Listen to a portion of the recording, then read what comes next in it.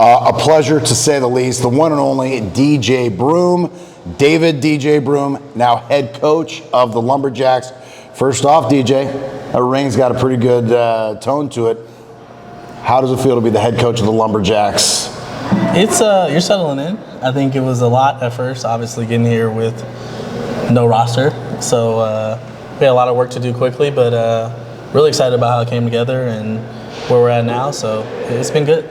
All right, let's take a step back. You think about that time Tom Wood, maybe I don't know if it was Coach Kinder or Tom Wood, who reached out to you first. And obviously at the time, you're just trying to figure out what's for dinner, where you're going to play. But if you could reach back and talk to that young man at 18 down there at Castro Valley, what Humboldt's going to mean to you, are you ever kind of like just find yourself like, wow, this is crazy what it's become? Yeah, it would be, I don't know if that 18-year-old would necessarily believe me, but yeah, it's been good. I mean, obviously we played in the Lager Classic my sophomore and junior year, so that was kind of your introduction to Humboldt County and how passionate they are about sports and especially basketball up here. So yeah, I'm glad it happened. I know that. So well, let's go back, and actually it's been a few years. So Castro Valley's kind of had a connection with Humboldt basketball, whether it was Will Petty, Lisa Petty. Who was the first? Do you remember? Was it Will? He's older than you, yeah, right? Will's a year. So we go back to back to back. So Will's was a senior when I was a junior in high school. Lisa was a sophomore when I was a junior, so we went back to back to back. Any collaboration between the three, or just chance? I think I mean, obviously, me and Will were best friends. Me and Lisa were dating at the time, so wow. there was quite a bit. I'd say there's some collaboration. Yeah, but there was a lot of us. I mean, Peru was up here. Felicia Vivieros is a Castro Valley kid. Yep. So yeah, a bunch of us made our way up north. Caitlin Dugan in volleyball. So. Yeah, it worked out. All right, now the honeymoon, though, unfortunately is going to end here pretty soon in November when the season starts. And you talked about it. I mean, an empty roster, late in the recruiting stage. Talk about hitting the ground running, because you have signed a lot of players, and judging by Drew's press releases, you've got some good ones too. Yeah, I feel a lot different about the portal than I did 3 months ago. So yeah, it kind of saved our bacon.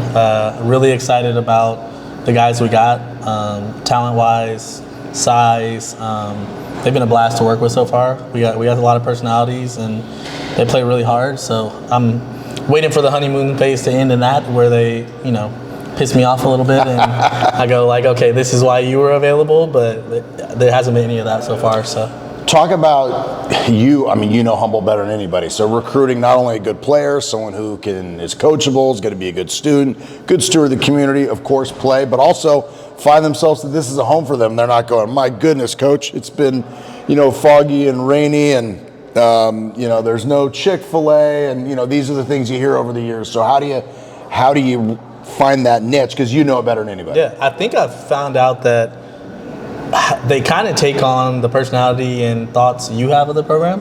So obviously I love this place. It means the world to me, and I lived here for a long time even after I played.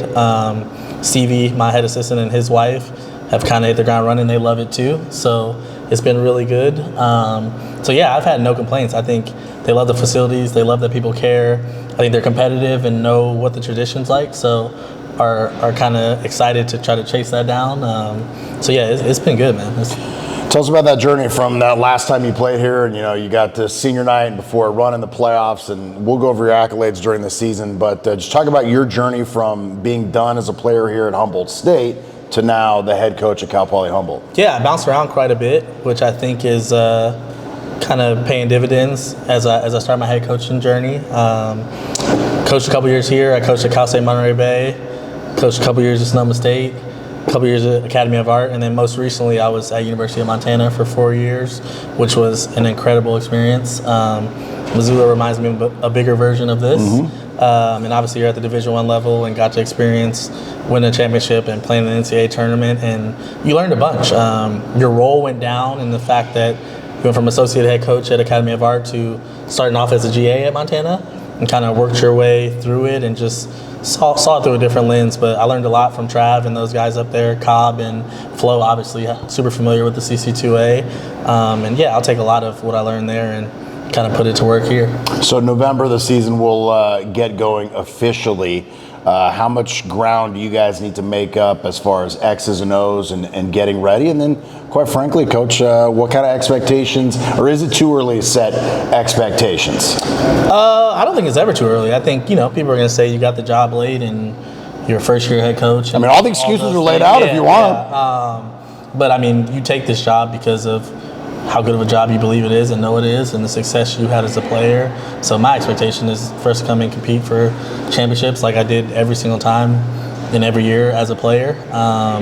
We got work cut out. We need to keep getting better, and we're doing that so far. But, I mean, when we suit up, I'm going to expect to win every game just like I did when I played. So.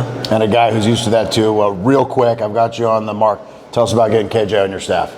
Huge. I mean, obviously everybody knows how incredible of a player he was, but the biggest thing for me is he feels the exact same way I do about this place.